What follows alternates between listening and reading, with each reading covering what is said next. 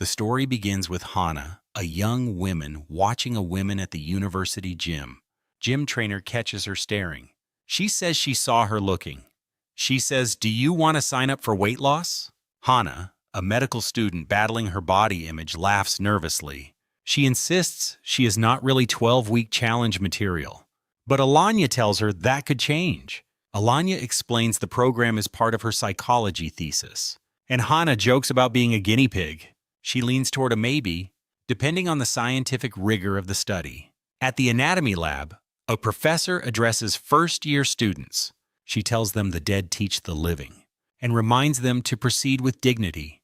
Hana's classmate Ryan cracks a cruel joke about the body's size, but Josie, Hana's sharp-witted best friend, whispers at him to stop.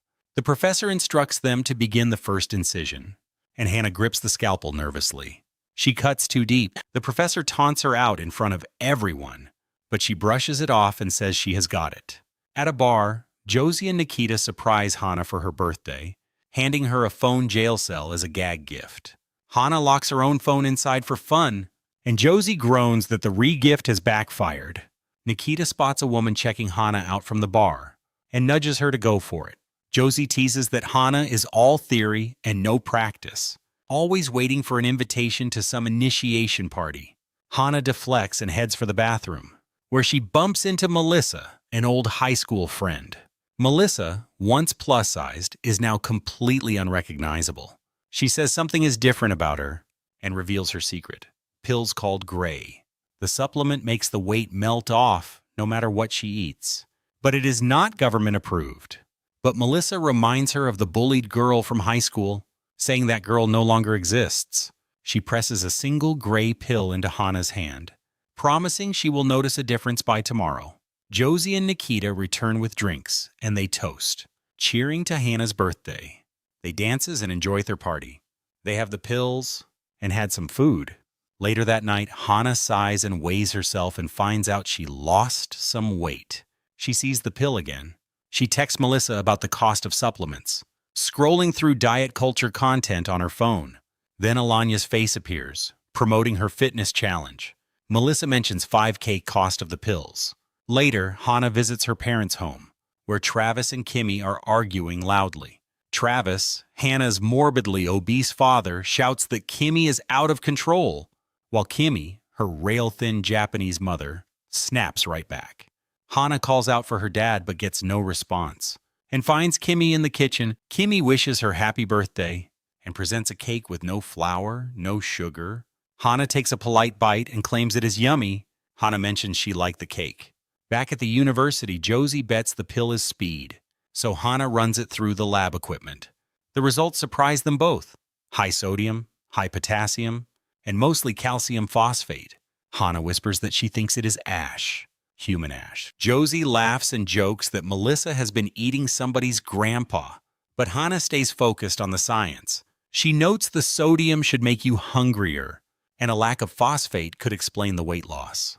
In the anatomy lab, Ryan nicknames their cadaver Big Bertha, and Josie calls him a dick. But the name sticks. After class, Hana waits until everyone leaves, and takes a sample from Big Bertha's remains. She grinds the tissue into powder, packs it into capsules, and swallows the first homemade pill. Her stomach gurgles immediately, and something feels terribly wrong.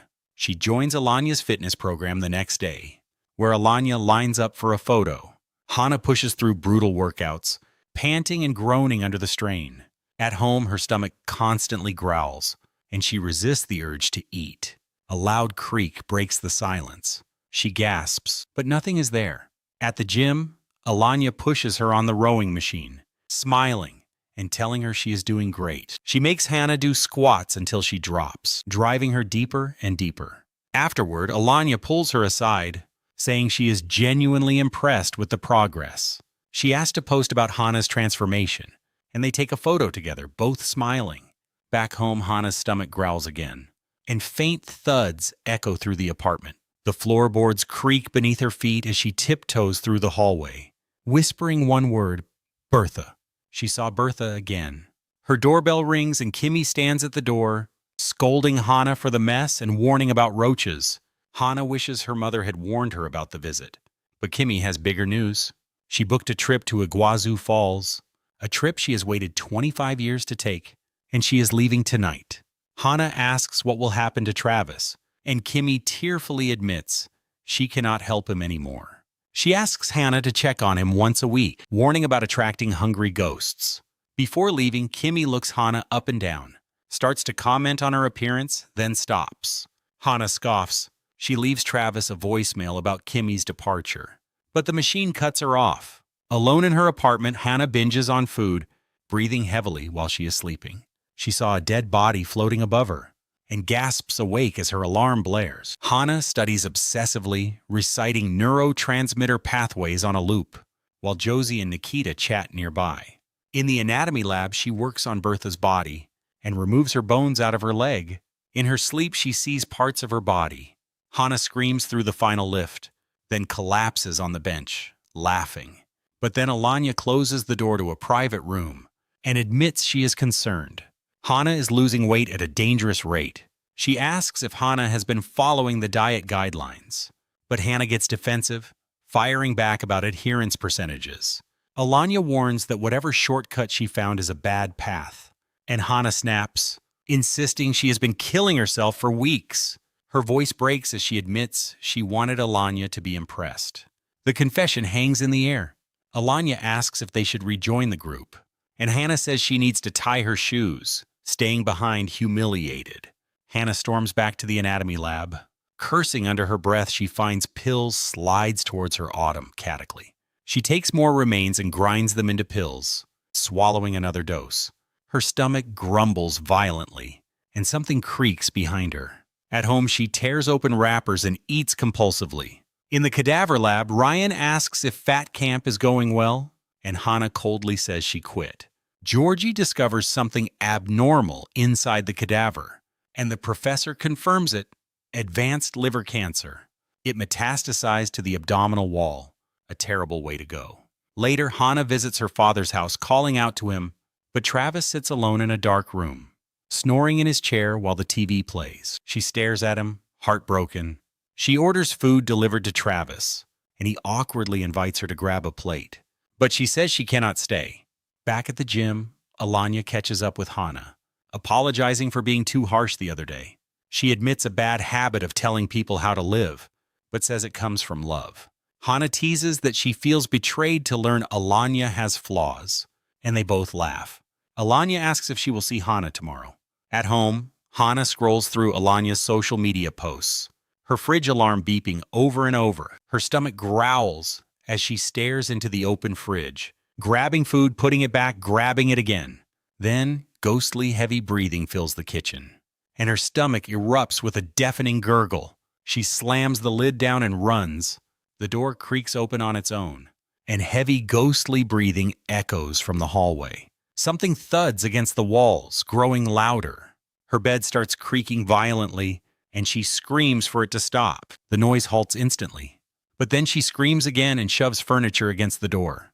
She pants in the barricaded room as the sounds vanish, but something wet fills her mouth. She chews involuntarily.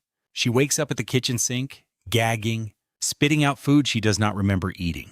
At school, Melissa texts her congratulations on the weight loss, and Hana asks if she knew gray is made from human ash.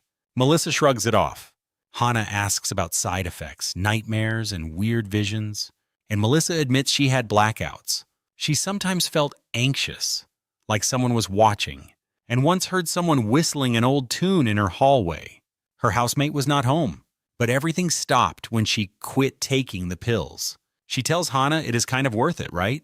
Hana visits an oncologist, who finds a small growth on her pancreas, but the tumor is benign and small. Her sleep test results are inconclusive, and the doctor suggests diet, fatigue, or stress. She recommends watchful waiting. Hana returns to the gym, where Alanya takes another progress photo, her transformation now dramatic. At home, she writes something in a notebook. Her stomach grumbles, and her chair jerks beneath her. In the anatomy lab, she zones out over Bertha's body, and Ryan asks what she is doing. Josie rushes out to check on her, asking if she has eaten anything today. She begs Hana to stop taking the diet pills, But Hana snaps back that Josie cannot lecture her about pills. Josie fires back that Hana looks sick. Comparing the pills to the scam cleanses they use to mock. Hana insists wanting to change herself is not a crime. But Josie asks if a number on the scale will fix everything.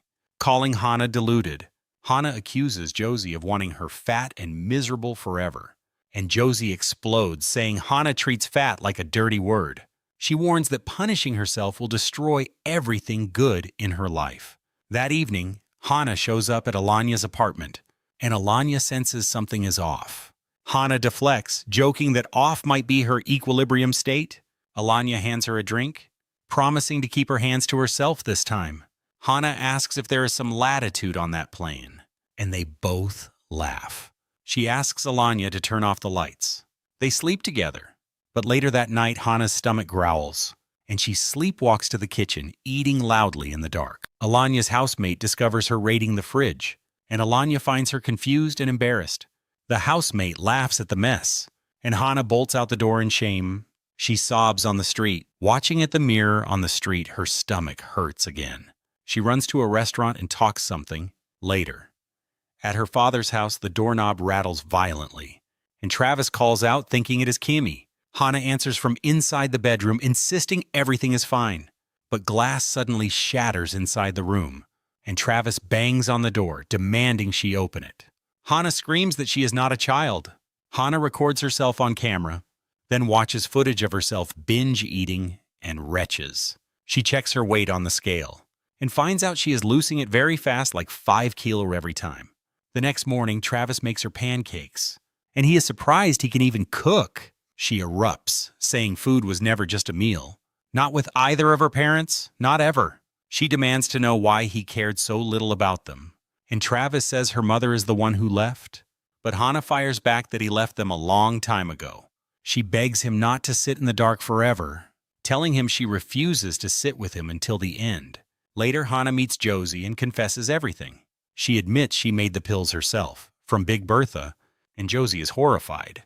She whispers that Hana has been eating the cadaver, and Hana confirms, one cadaver, theirs, Bertha. Josie calls it beyond messed up. Hana opens up about the bottomless pit inside her, saying she thought changing herself would make it go away. But it only got worse, and now she is in real trouble. Josie softens, telling Hana she catastrophically messed up, but she is not a messed up person. There is a difference.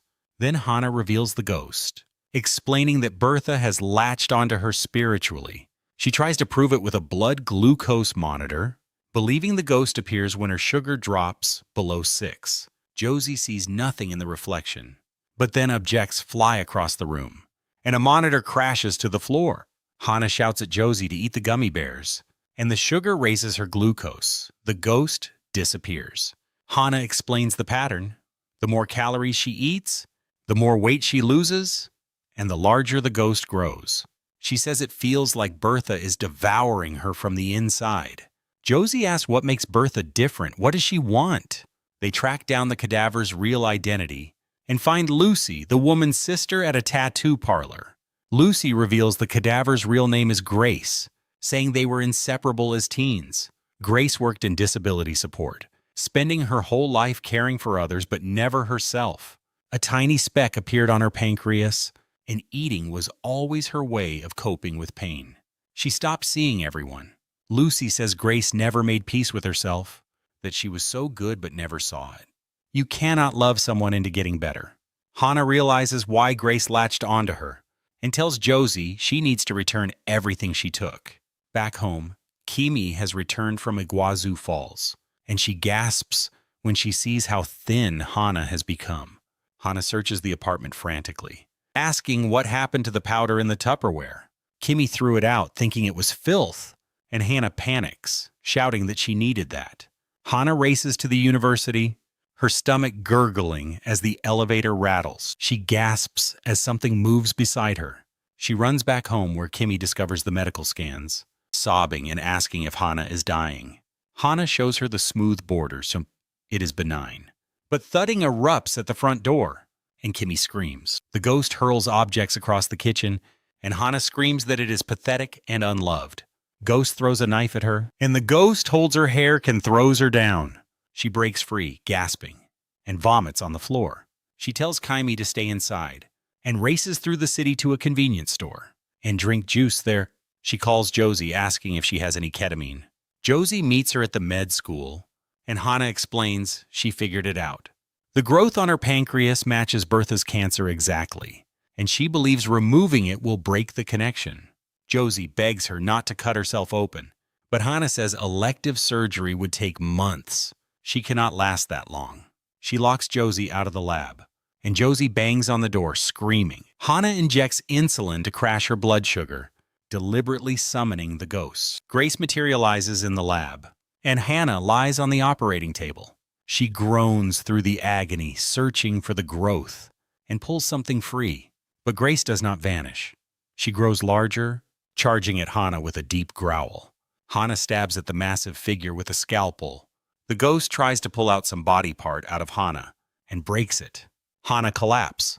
Josie bursts in, calling her a stupid idiot, and promises to get her out alive. Finally, a cremation furnace roars to life, and Grace's remains are returned to ash one final time. At a memorial service, the professor honors the silent teachers, saying each donor chose to leave a legacy of learning. At home, Kimmy fusses over Travis's wrinkled shirt, and he jokes about his other wife. They laugh together. Kimmy calls Hana to hurry up. They are a family again. Hana knocks on Alania's door, carrying bags of groceries, replacing everything she ate during her sleepwalking episode. She apologizes for disappearing, admitting she was a little screwy, but she is really trying now. They embrace and kiss, but Hana's stomach grumbles one last time, and she chews something in the dark. The hunger never truly stops as she kills Alania, chewing the entire body ruthlessly.